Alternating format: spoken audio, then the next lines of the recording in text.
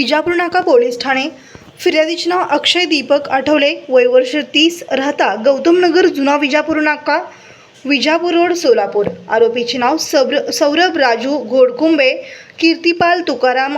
घोडखुंबे, दोघे राहता आंबेडकर नगर, फुले शाळेजवळ, विजापूर रोड, सोलापूर। यात हकीकत अशी की वरील वेळी व ठिकाणी येथील नमूद ठिकाणी फिर्यादी थांबले असताना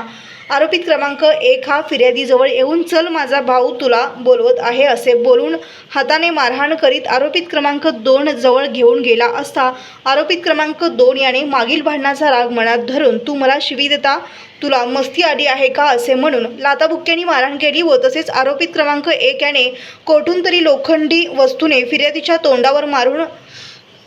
मारहाण करीत असताना नाकाच्या खाली जखम इजा झाली व तसेच भाऊ अविनाश हा फिर्यादीस वाचवण्याचा प्रयत्न करीत असताना त्याला देखील उजव्या बोटाच्या मध्ये मार लागून जखमी केले आहे, म्हणून तपास पोलीस हेड कॉन्स्टेबल 1720 भिसे हे करीत आहेत।